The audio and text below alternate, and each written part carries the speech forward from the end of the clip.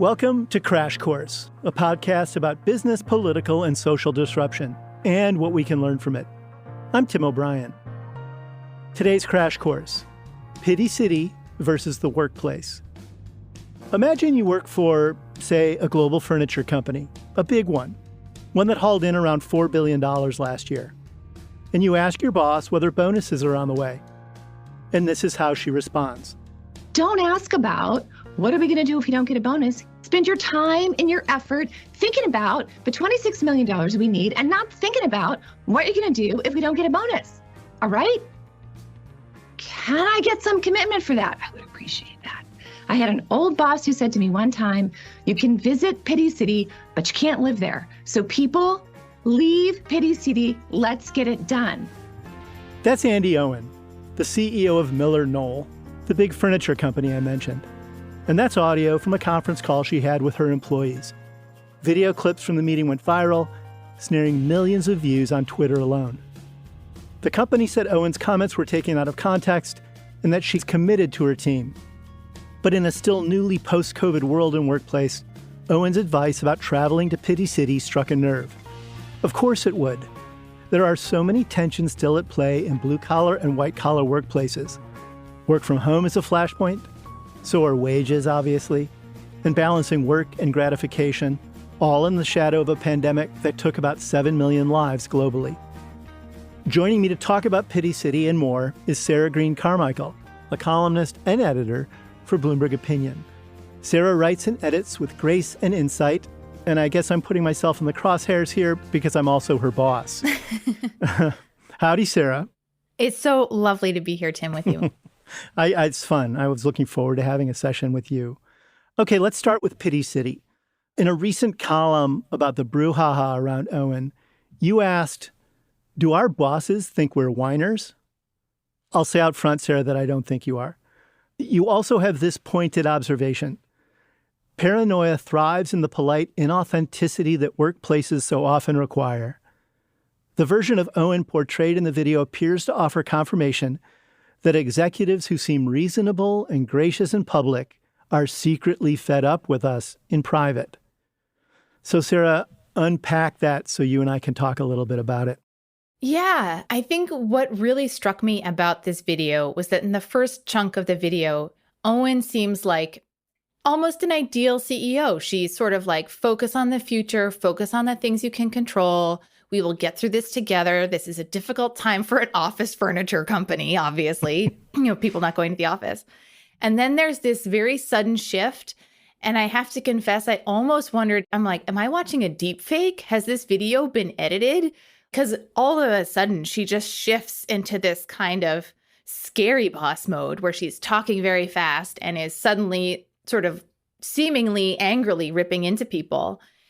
And to me, that really, I guess, spoke to a deep-seated fear I think many employees have, which is that their boss is very good at presenting a professional demeanor, a sort of placid demeanor, but that lurking underneath it is this desire to say, get your act together, stop complaining, come back to the office, get your bum in the chair, like this sort of fed up feeling.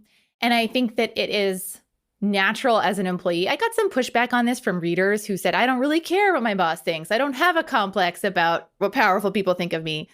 I think that's some people may truly be free of those judgments. Good for them.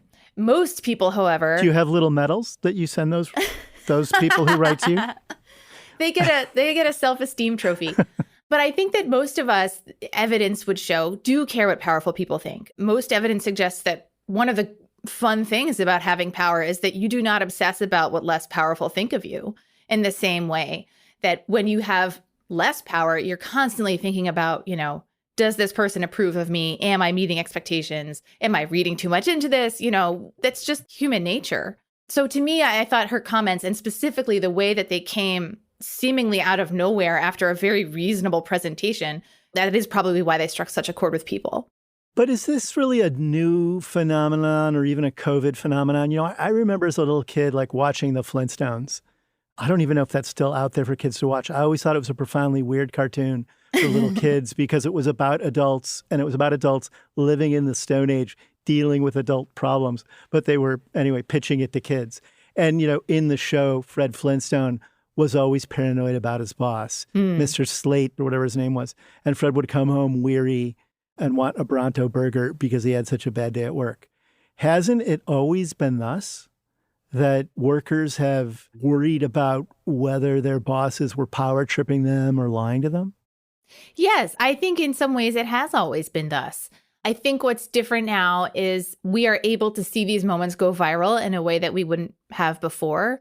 If this had happened before COVID, this would have been an in-person all-hands meeting. People in the room might have been shocked. Maybe comments would have been leaked to some media organization. But if you just see a transcript of those remarks, it doesn't hit you the same way as seeing the video. So I think in part, it's actually seeing the video of how these conversations go that's different. And I also think that we are in an economic moment where we are perhaps coming to the end of a 15-year-long economic expansion.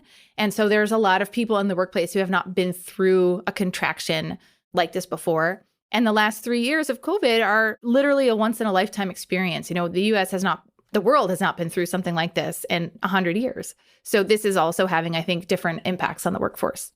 So this issue about, whether executives seem reasonable and gracious or actually are reasonable and gracious, is there anything any manager can really do that crosses that divide of both paranoia and suspicion, and also maybe just outright reality in some cases, that no one is going to believe you're as well-intentioned as you say you are?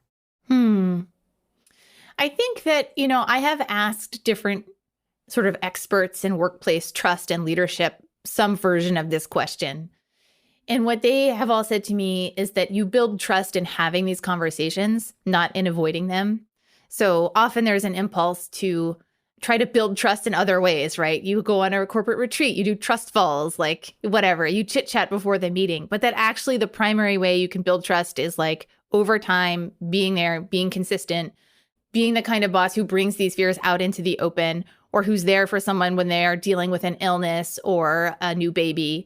And that over time, there is trust that builds up sort of through that. I think that this is also, we could get into like the rise of authenticity in the workplace and vulnerability. There have been a lot of thought leaders kind of calling for more authenticity and vulnerability in the workplace. And some workplaces are very encouraging of sort of bring your whole self to work.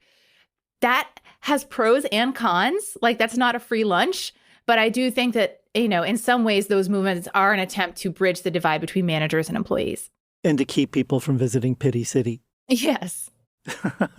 Is it inevitable that paranoia is just going to hang over any kinds of groups or organizations? People experience it in their relationships. People experience it in their families. Is the workplace just another conglomeration of people moving forward in sometimes specific and often unspecific ways? And they're all worried that either they're not performing well or they're not loved? Yeah. I mean, I think one of the things that has always stayed with me, although it's easier to know it than to enact it, but is bad is stronger than good in psychology, right? So criticism weighs more heavily on people than praise does lift them. People react more strongly when something's taken away than when they get an unexpected bonus. And I think if you are a leader in an organization and you know that, then you know that your criticism will be remembered probably for a long time, but your praise will quickly be, unfortunately, forgotten. So I think knowing that, hopefully managers will remember to give praise much more frequently than they give criticism. But yeah, I think human beings, we are a funny species, and there's probably paranoia in a lot of our interactions. And actually, what we have to do is figure out ways to manage around that and work through it and not sort of wish it away. Okay. On that note, I want to say, Sarah, I think you're the best. Awesome. Thank you. So glad I came on the show. Your column was so provocative and good that I'm going to read a lot from it. And I wanted to note to our listeners that in the show notes for the podcast, you can find links to this specific column that Sarah and I are speaking about and others that we'll mention in the show as well. So let's examine another observation from your column. And I quote, "A degree of employee fear has driven similar moments of managerial candor to the top of most red lists. When JP Morgan Chase CEO Jamie Dimon says remote work doesn't work and calls managing directors back to the office 5 days a week, it prompts other workers to wonder if their bosses will follow his example. When a manager is caught on camera saying she's, quote unquote, tired of babying people. It goes viral on TikTok because viewers worry their supervisors, too, think that way. Okay, Sarah, so staying on our theme here, is there too much cracking of the whip by CEOs and managers these days? Boy, let me think about that one. I think that there is too much worrying about things that maybe don't matter. I don't think that FaceTime in the office is a good proxy for someone's value as an employee, but it is the proxy that we have always used in a flawed world to measure how committed someone is to their job. And I think in a world of hybrid and remote work, suddenly managers who were used to sort of measuring people by, are they the first one in? Are they the last one out at the end of the day? Now are sort of struggling with that. I think we are seeing more companies install this kind of employee monitoring software, which I just think is awful. And they're measuring the wrong things. You know, you hear stories about people sitting in meetings with their laptops, moving the mouse on their laptop so they get credit for doing work, because otherwise the meeting won't count as work because there's no one making any keystrokes.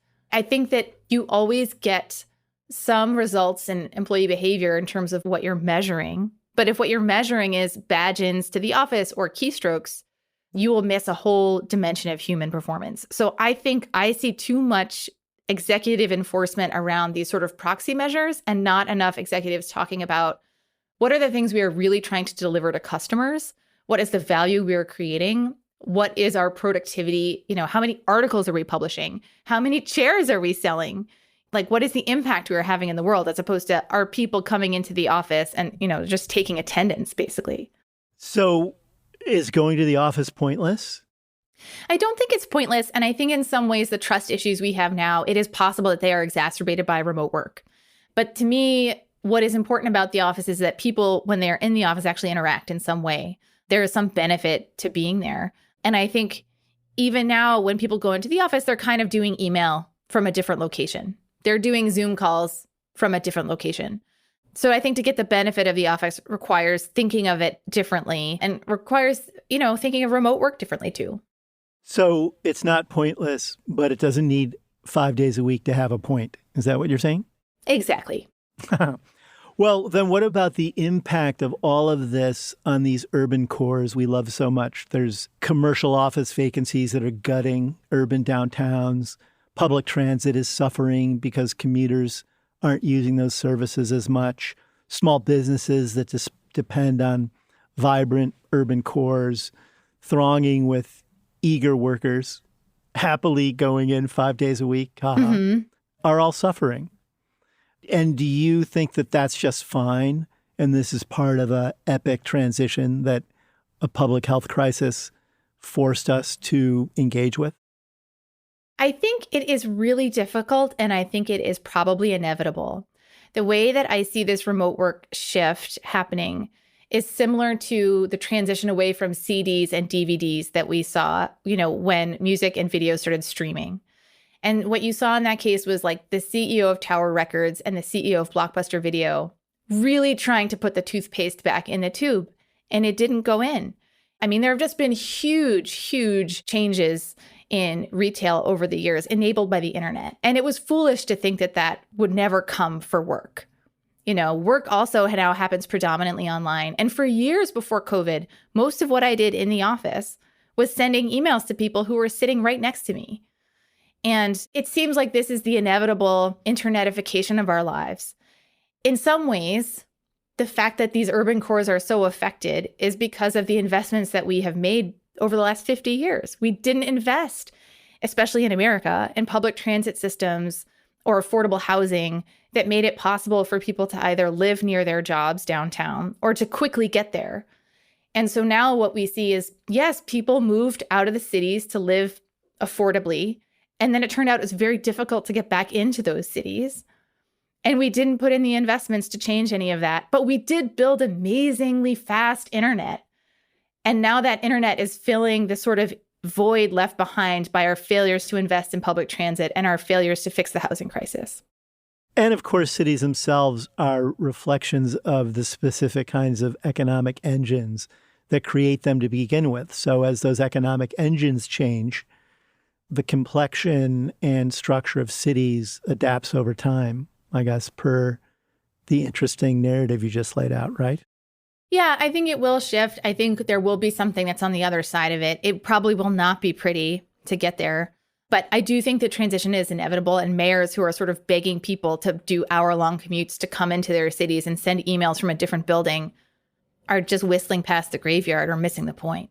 You know, and in terms of like the business comparisons you were making with Blockbuster, I think an interesting one is Netflix, which made its initial harvest on DVDs. It just announced in its most recent earnings call that it was no longer going to send DVDs to people. But it took a corporate risk by going full bore into streaming when no one else was. And basically said the world changed, so we are now going to completely adapt even if it's risky.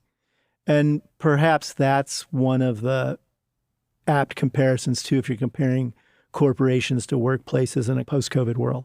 Yes. If I had to give out a sort of a hopeful vision, my hope is that the shift we're seeing will make it more possible for the people who really need to be downtown to live closer to where they have to work. You know, there's a story in the Boston Globe of a woman who cleans office buildings who spends 4 hours a day on public transit to get to her job that only lasts for 4 hours.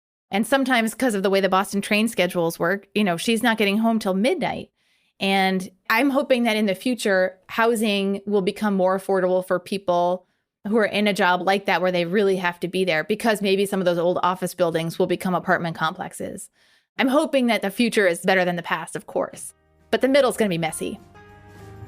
Well, so on that note of hope, I hope you will hang around with me for a minute because I'm going to take a break so we can hear from one of our sponsors, and we will be right back.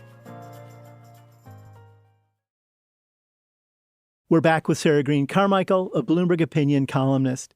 Sarah, we've been talking about the office as both a thing and an idea, and a source of paranoia and a source of money for people. And I want to stay on that for a minute and discuss the work from home RTO debate. There's something of a generational divide around this, at least in our company, Bloomberg LP, and other companies that I've spoken to or people I've spoken to who work at other companies.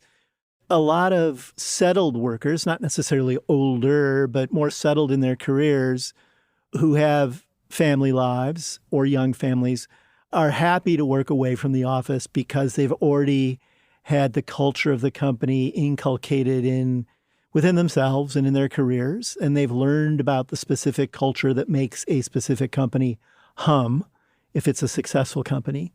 But younger workers who are less settled in their lives, they're new to the work world, they want to learn about the culture of a company, they've actually missed at times being in a place where they could gather with other people their own age, socialize with them, work with them, learn from mentors in a hands-on way rather than over Zoom.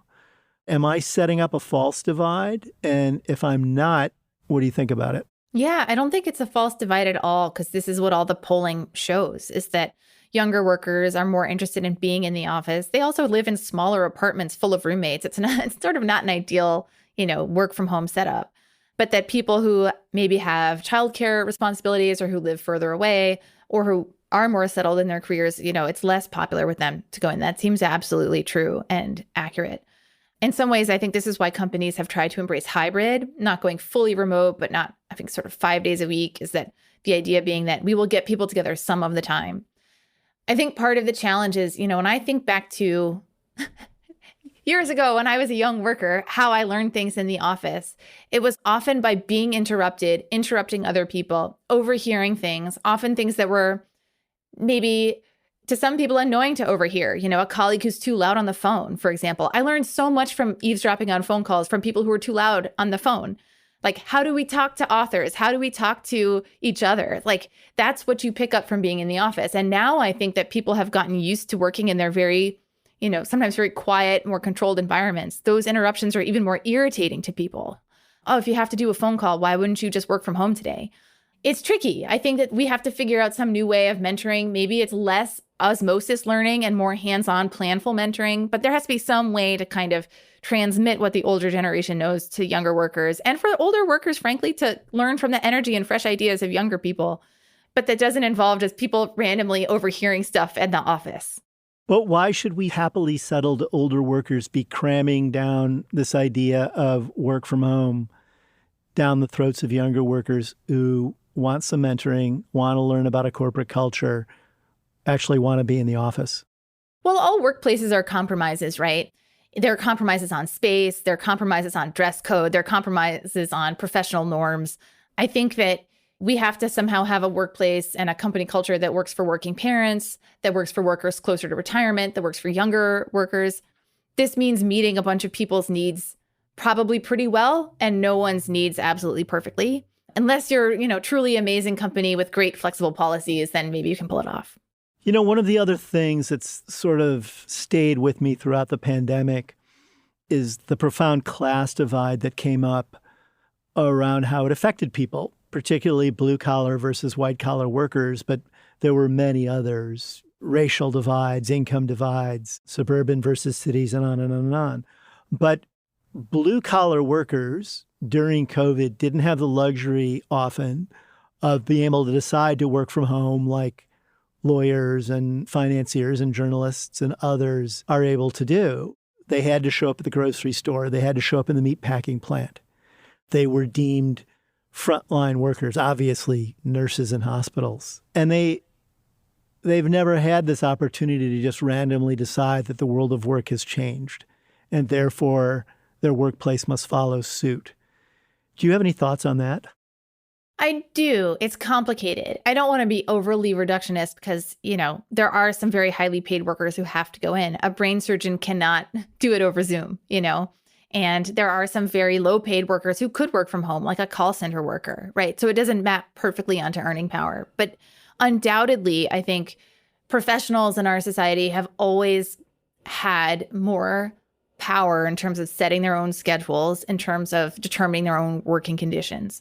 I think that one area where I really see the sort of vibe shift changing very quickly is around what motivates professional workers. So I think for the last 15 years especially, but for longer than that, but especially over the last 15 years, there's been this real drive to hire people who are innately very motivated. There's this idea that talent and commitment sort of rise together.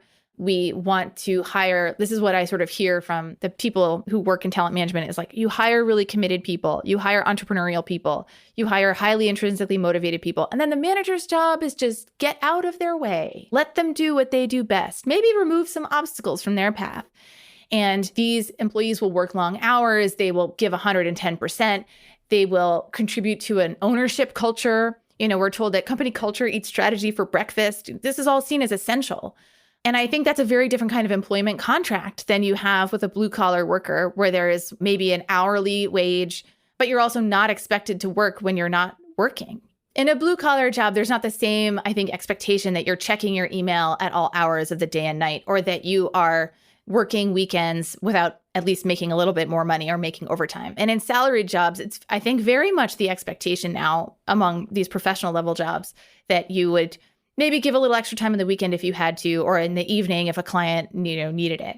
So I do see this divide coming up between these two types of jobs. It goes far beyond remote work and goes to the core, I think, of how people are incentivized and motivated.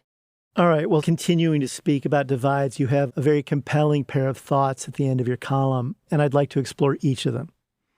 So here's the first.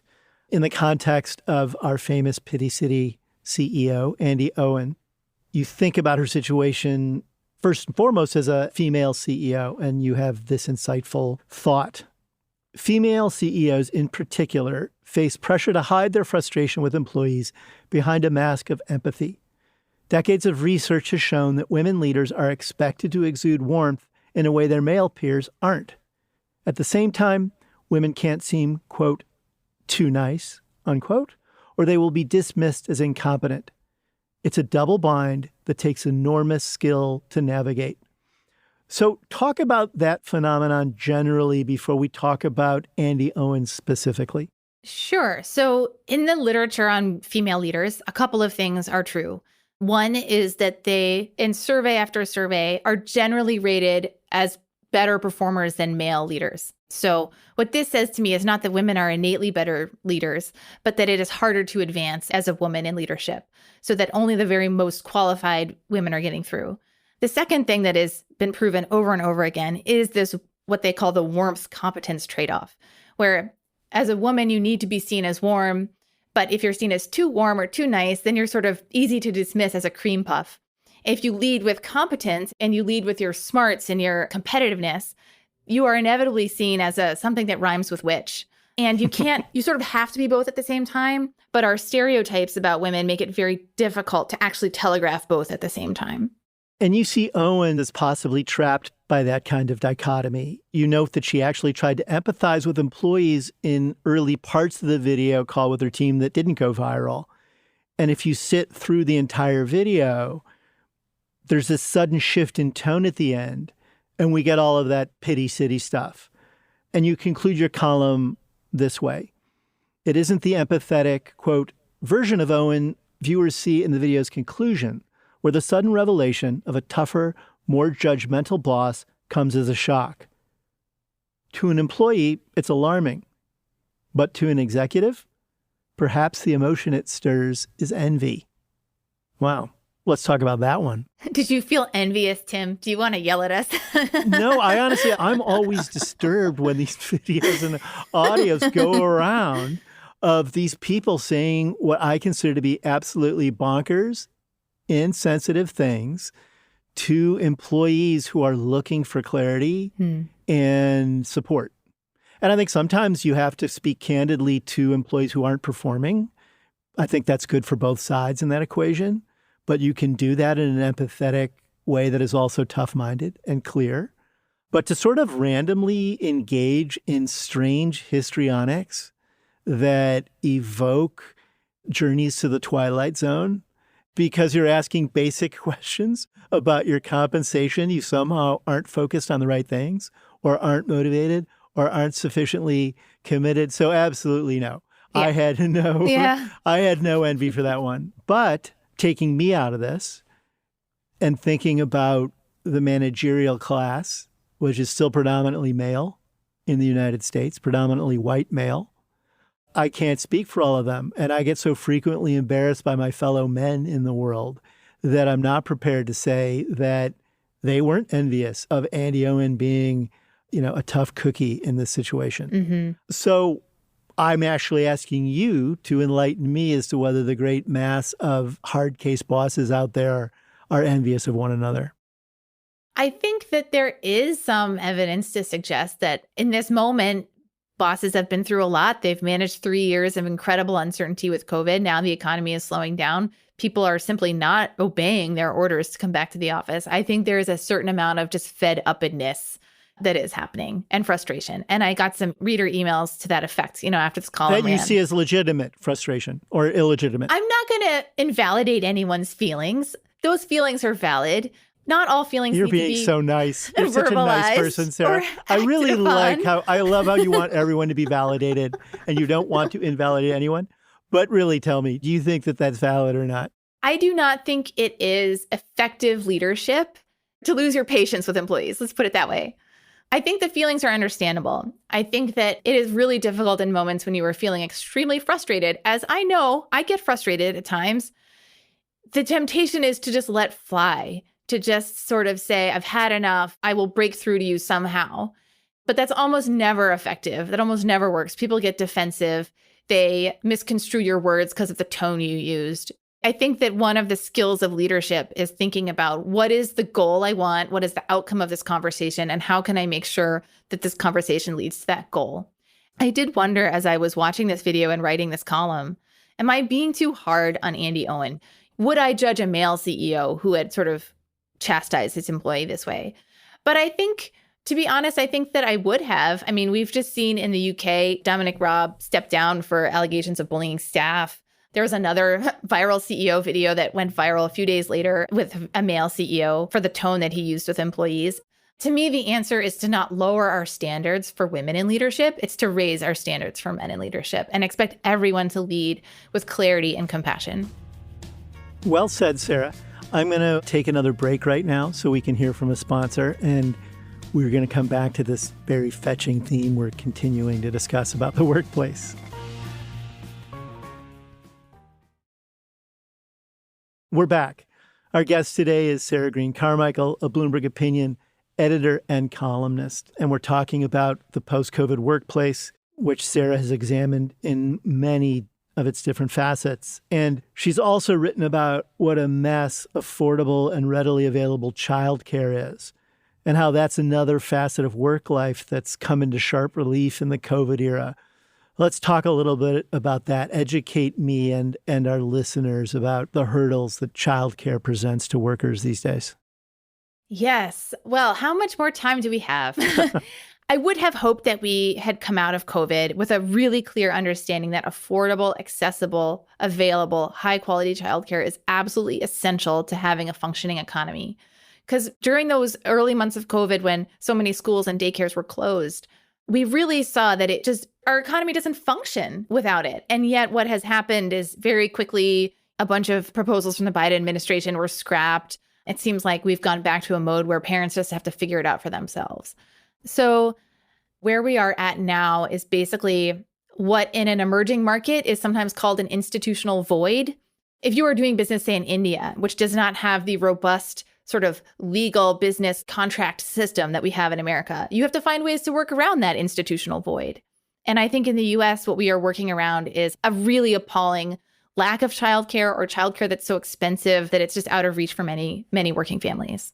Do you have a solution in mind? Is there a good, strong role for the government here to play in terms of subsidizing affordable childcare? Is there a role here for the states to play in bringing more childcare centers online by reducing some of the ridiculous restrictions that prevent people from becoming childcare providers? Things like licensing or doing it in your home. Do you have a little menu of must-dos to make childcare a reality? I mean, I think what's exciting here is that the situation is so bad that so many of these solutions could work and could make things slightly better. I do think there's a role for the government to play in terms of some kind of subsidy. I think if the private market, the free market, were going to solve this problem, it would have been solved already because the need is there and because parents are paying hand over fist. I mean, in many, many states, the cost of daycare is higher than the cost of public college tuition. And public college tuition is something you have 18 years to save for if you're a parent. And daycare is not something that you have almost 2 decades to set aside money for. So I definitely think there's a role for government subsidies.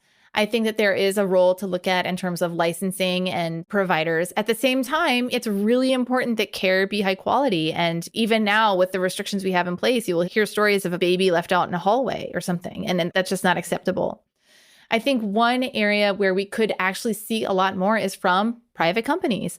I don't love that the solution so often in America is like, oh, well, companies will offer health insurance. Companies will offer 401k plans. But this is just how we do things in the US. And I think that private companies, only 6% of private companies currently offer some form of on-site or near-site childcare at their offices. If employers are serious about having workers come back to the office, give them a solid reason to be there. Provide either subsidized or free a place to put their kids. And there are corporate partners who will work with organizations to set those up so that you're not actually having to employ the daycare workers yourself. That dovetails nicely into a discussion about benefits in the workplace and also brings us back to Andy Owens and the heart of her viral video. Andy Owens is handsomely compensated.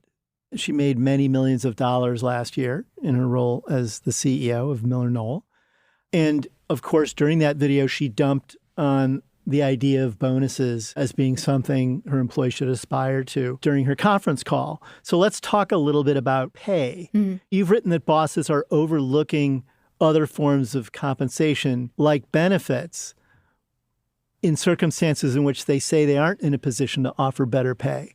And childcare is obviously one of the grand kind of benefits you can get. But talk a little bit about that idea that managers in this difficult era aren't thinking about all their options if they want to motivate employees, and options that are better than saying, don't go to Pity City.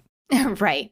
It strikes me as odd in some ways that so many managers are sort of trying to cut back on employee flexibility, because in survey after survey, flexibility and autonomy over when and where to work is one of the top benefits employees want, and it really doesn't cost anything to offer it. So that's one that you would think if, there's a sort of cash crunched company, they could offer that, and that would be something that would be highly valued and it wouldn't show up as a cost in the balance sheet. Other reasons I think benefits could be helpful to companies right now is they're taxed differently. They don't go on a corporate balance sheet the same way that salaries do. I had a funny and very enlightening conversation with Peter Capelli at the Wharton School about some of this stuff. And he thinks the whole way we do accounting on employee salaries is really messed up. He's like, we consider it a cost, but isn't it really an investment? Like, you are investing in these people and they are doing work for your company and producing the stuff you're selling. Like, why do we consider that a cost?